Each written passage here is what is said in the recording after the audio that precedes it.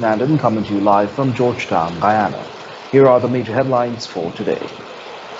Livelihoods of indigenous people threatened, APA report finds. Minor charged with murder of reputed wife in the backlist. PNCR expresses readiness to face the polls, disagrees with Jacquio.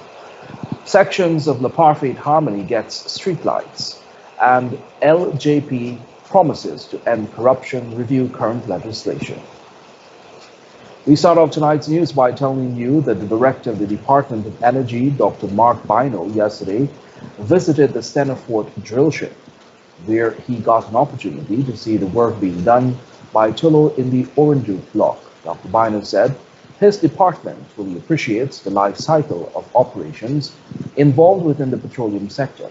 Let's now take a look at what he had to say. It allowed us an opportunity to be able to assess the work that is currently being carried out, as well as to interact with those who are at the front end.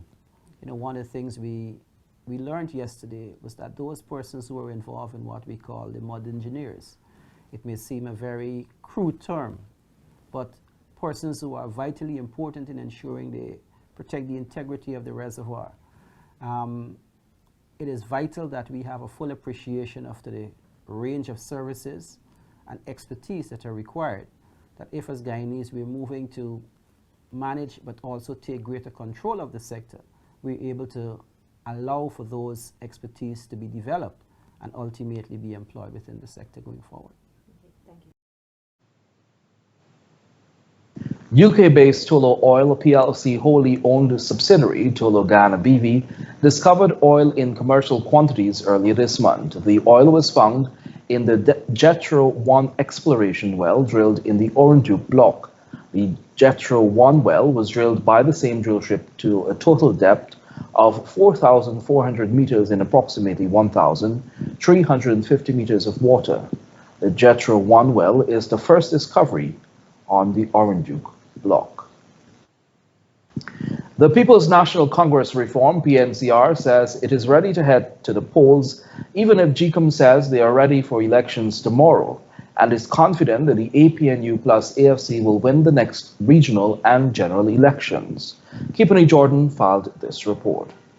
Government Chief Whip Amna Ali, at a media presser, bashed opposition leader Barra Jagdeo in response to his contention that the official list of electors will be contaminated with duplicated names, when she said he needs to think before he makes certain statements.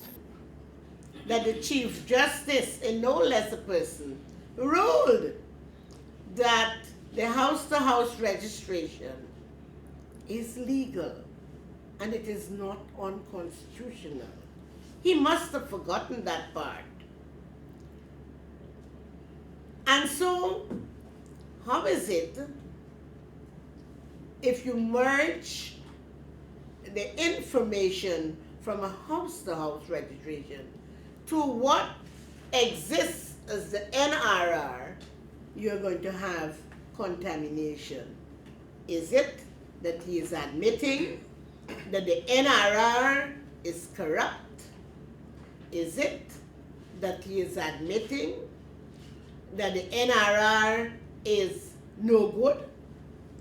Well, I'm sure silently he is. Ali expressed confidence in her party taking the polls by storm and coming out victorious. First of all, let me say our track record in this for 4 years is excellent. And that alone will take the coalition back to government, because I'm sure you will agree with me that what you didn't enjoy in 23 years, you enjoyed it in 4 years. No discrimination, better roads, improved education, improved health, so many things. And so we know that that is going to take us back into government. And to crown it all, we have... Commenting on the end of the house-to-house registration process, Ali said persons who have not been registered during the exercise will have a chance to do so in the claims and objections period. When asked of the party's manifesto, Ali told media operatives that it is a work in progress and will soon be presented. For Globespan 24x7 News, I am Kippany Jordan. Thanks, Kippany. The newly formed Liberty and Justice Party plans to stamp out corruption, mainly at the government level. This decision was made today as the party officially launched its manifesto. We will tell you more in this report from Shakima Day.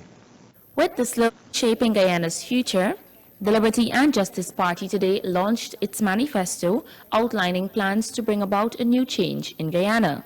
One of the main changes the party aims to make in Guyana is to tackle corruption, not just at the local level, but at the government level as well. Lennox Schumann, the LJP's presidential hopeful, stated that with the use of technology, they can address and eradicate corruption in Guyana. We aim, for example, to stamp out institutional corruption. It has been a cancer that has eaten away at our society and the reason why we are in this position since independence. With the utilization of blockchain technology, for example, and making that part of our system in embracing technology in Guyana. Schumann noted that agencies like the Special Organized Crime Unit, SOCU, and the State Asset Recovery Agency, SARA, which is rumored to be riddled with corruption, could be disbanded.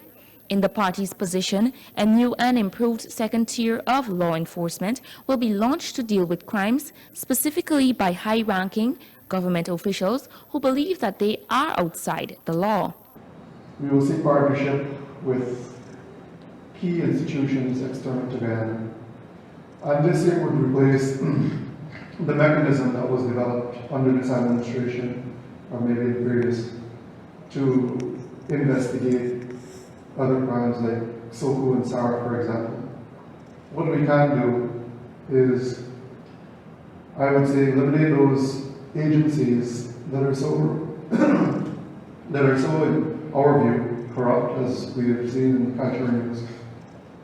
Among those plans, Schumann also highlighted plans to undertake a comprehensive legislative review if his party wins government. In 2010, the Anti-Corruption Resource Center published an article outlining corruption in the country. The article stated that in Guyana, economic hardship, institutional weaknesses, criminal justice inefficiencies, as well as racial fractures in society provide fertile grounds for corruption. Reporting for Globespan 24x7 News, Shakima Day. Thanks, Shakima. As the election season draws near, political parties are gearing up with campaign ads being shared on social media and across the country. The People's Progressive Party Civic, however, found themselves in a bit of hot water after they used an image of a popular Guyanese entertainer without his permission. Reigning Soca Monarch winner Stephen Ramphel took to Facebook Live after the post circulated with his image blasted on the front. The image was taken as Ramphel and other local performers were celebrating at the National Soca Monarch competition. In the live video, Ramphel stressed that he did not approve of his image being used. So an image was shared this afternoon by a political party, an image containing photos of myself, the reigning Guyana Chutney Monarch. It also contains image of the reigning Soca Monarch of Guyana, Brandon Hardin, and also images of one of the popular MCs, radio announcers, and radio personalities, Mr. Chow Pao as well. And it has caught my attention that the image is used on a political party using it as one of their advertisements for their party. And I was upset of seeing an image of us being used without our permission. Ramphel stressed that he is not affiliated with any political party and would like for the image to be retracted. I just want to inform the public, my friends, my fans, my family, my followers, the people that are behind me, that is behind me right now, my successes, and all my sponsors, whatever it is. I just want to tell you guys that the management team of Stephen Ramphel and Team Unity has no affiliation with no political party whatsoever. Persons on Facebook were quick to bring a previous image of Ramphel used by another political party during a campaign mode. The discovery clashed with the performer saying he is not affiliated with a political party, but he was quick to denounce the allegations. Ramphel hit back with another Facebook post stating that the APNU plus AFC coalition party had permission to use his image as it was a paid job. The Amerindian People's Association, APA Forest Peoples Program, and Rainforest Foundation yesterday launched Region 7's report on the land tenure situation of indigenous peoples in Ghana, which is titled Our Land, Our Life. Kipani Jordan filed this report. This report is the third in the series, with a report currently being prepared for Region 9. Forest policy. Tamboro me adine kajare eisa komba. Dombarong poli pe ai tamboro me adine kajare eisa komba. Officer Michael McGarrell gave some background on the project, adding that the APA had decided to do some studies on the land tenure situation affecting it in 2011. This was being done because we needed to have more evidence if we're going to advocate for our rights, if we're going to advocate for our rights to be recognized by governments and by others. So from that time on, we would have conducted several studies. We worked in regions 1 and 2, and we would have already published a report. Governance and Rights Coordinator of the APA, Dr. Laura George, highlighted quite a few findings while completing research in the Kayuni-Mazaruni area and pointed out vital recommendations for the preservation of their ancestral lands. Those findings included land conflicts, threats to livelihood, land titling, demarcation, and extension processes. Indigenous peoples are calling for an inclusion and effective participatory mechanisms to ensure that we speak to say how and what can be done for the development as we understand it as Indigenous peoples and within Guyana's obligations under international law and international standards. 20 communities were a part of the study. Also included in the recommendations is a call for government to revoke all mining and logging concessions granted on indigenous lands and return lands taken to build government compounds back to communities. For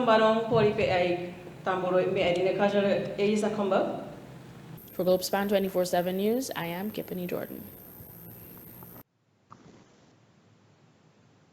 Thanks, Kipani.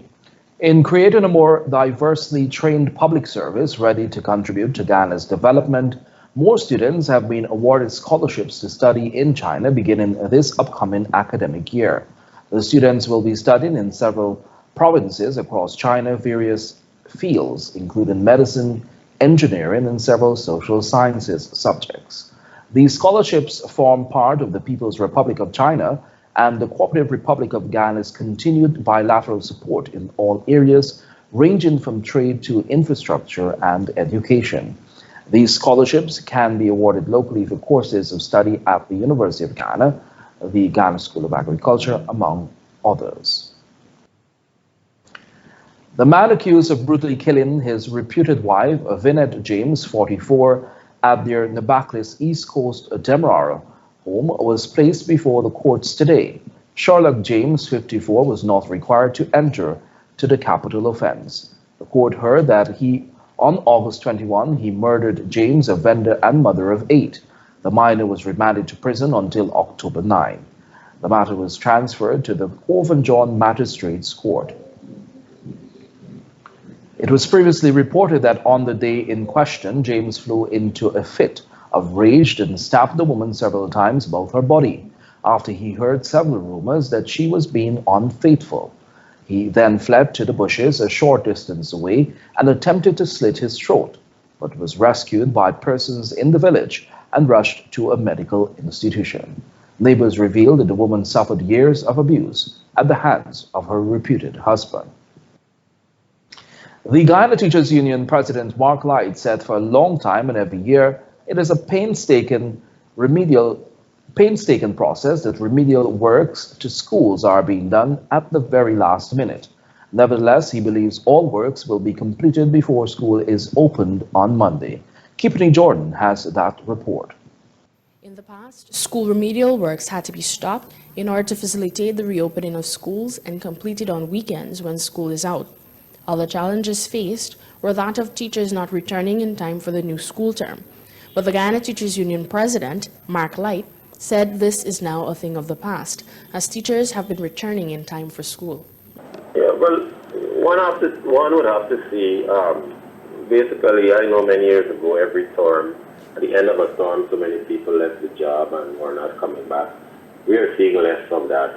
More teachers are returning, more teachers are ensuring that they're on the job. So I believe there's a little more job satisfaction in terms of remuneration, and they recognize that the union is pushing for more benefits, and with all that is being said, we believe that our teachers are going to be better paid in the near future. So I believe that is one of the factors that is really motivating our members to be on time. And what we said to them as well is that to whom much is given, much will be expected or so. And so we keep telling them when we go to our branch meeting that they need to step up, and we have seen that. Light explained, GTO officers are on the ground visiting schools, and assurance has been given that by August 31, all works will be completed. So far, no school has reported any issues of not being ready for school on September 2. Over 20 schools in Georgetown were targeted for repairs, maintenance, and complete rehabilitation. Among those are Stella Maris Nursery, Queenstown Secondary, New Camberville Secondary, and Bel Air Primary Schools. Only last week, the head of the buildings unit attached to the Education Ministry, Ron Eastman, accompanied by a senior engineer, inspected ongoing works at several city schools. For Globespan 24x7 News, I am Kipney Jordan. Thanks, Kipney. With the national youth policy having been put on hold to include adjustments to the oil and gas sector, government is now working to finalize a national strategic youth development action plan that will see certain measures being put in place to provide more opportunities for Guyanese youths. The details in this report. Member of the Guyana National Youth Council, GNYC, Derwin Will, says the action plan is needed first before the rollout of the youth policy. So the Department of Youth sort of hired a consultant to engage in our process, but also consulted not only with their own officers, but also with the Guyana National Youth Council. And then we in turn decided that we were going to have a series of consultations with the young people who were either with GNYC through their partner organization that was registered with GNYC, or maybe a prospective organization that was interested in registering with GNYC, or they contributed in an individual capacity. According to Wills, the GNYC wants to make sure that everyone has the opportunity to make an input into the action plan. As such, the final consultation from GNYC will be done on Monday. And when that consultation finishes, what we'll do is to consolidate all of the ideas that were produced through the 3 consultations that we had, and then submit them to the Department of Youth. When we submit it to them, then their processes will activate and they will finish off this document.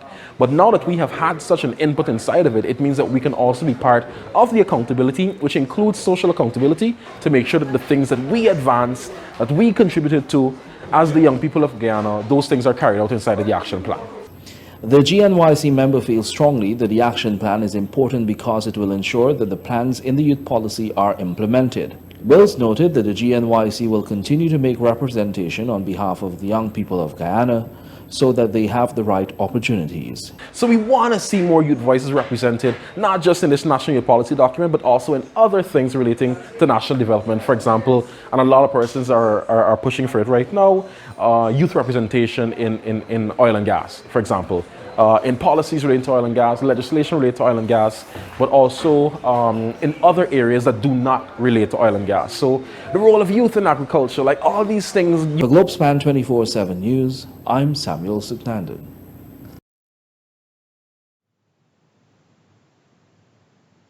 The government has installed streetlights in sections of Leparfate Harmony after making the pledge at a community meeting on August 10, 2019. So far, 15 light emitted Diode or LED lights have been installed at intersections along the access road to La Parfait Harmony from the Red Bridge at Canal Number 1. Residents across the spectrum welcome this development that is directed to improve the living standards within the community.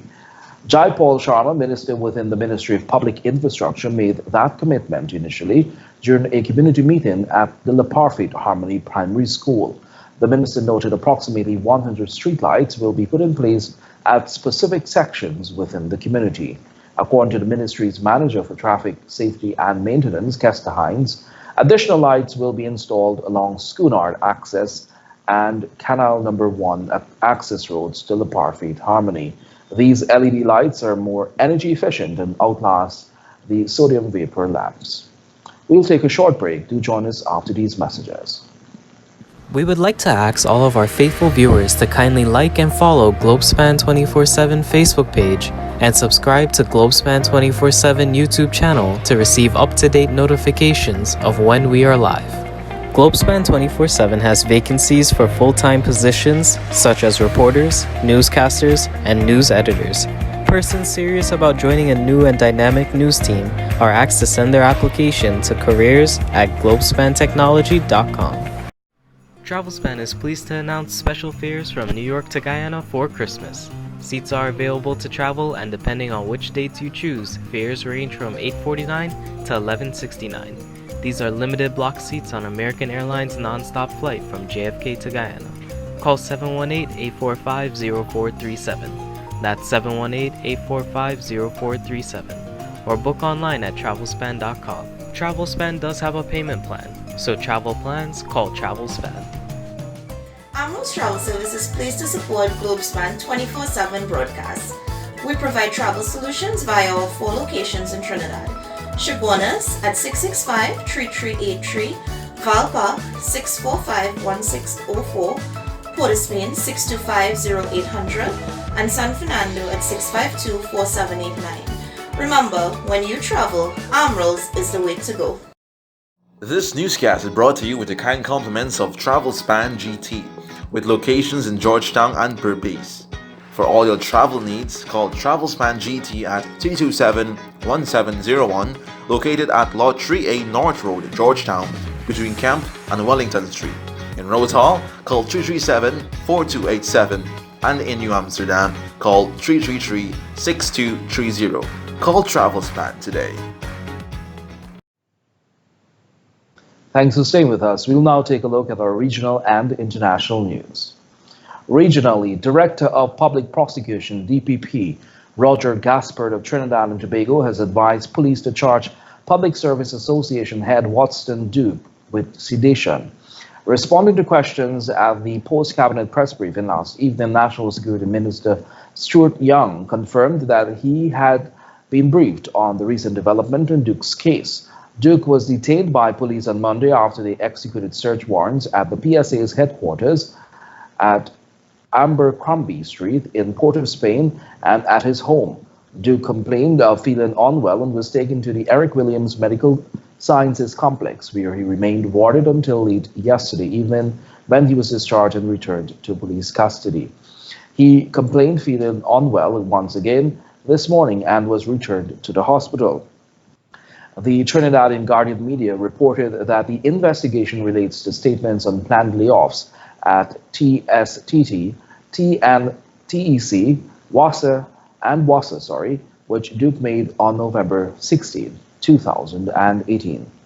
Internationally, several prominent Hong Kong democracy activists have been arrested in less than 24 hours amid a police crackdown. Joshua Wong and Agnes Chow of the political party Demo Sisto were arrested on Friday for illegally organizing a protest before being released on bail. Independence campaigner Andy Chan was arrested at the airport on Thursday while trying to fly to Japan. They are among 900 people arrested since protests began in June.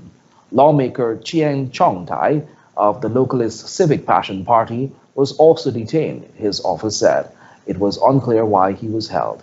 Demonstrations against a now suspended extradition bill have since turned into wider demands for more autonomy in the former British colony. And now for a look at what's happening in sport. West Indies captain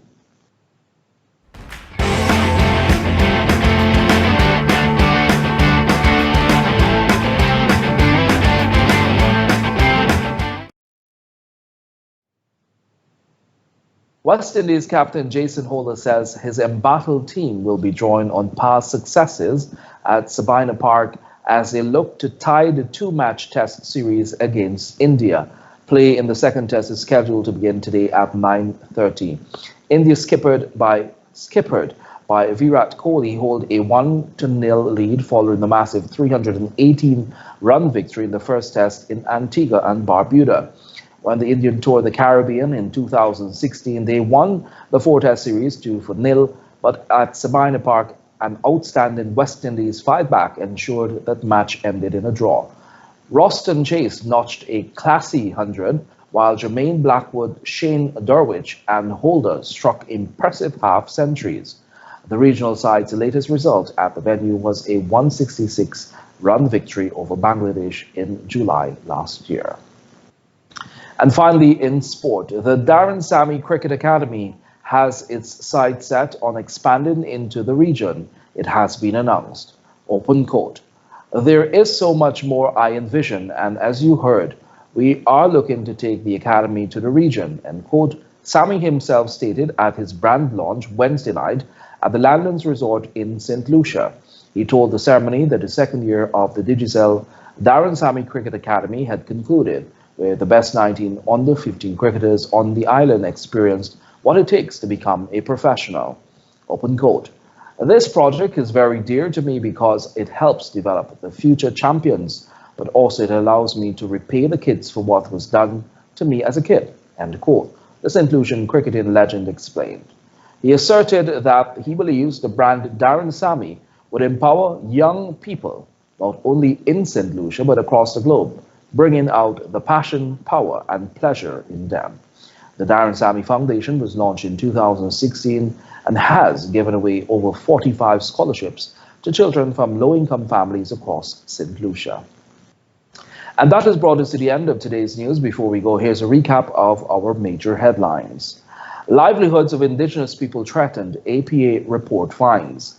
Minor charged with murder of reputed wife in the backlist. PNCR expresses readiness to face the polls, disagrees with Jagdeo. Sections of the Parfait Harmony gets streetlights. And LJP promises to end corruption, review current legislation.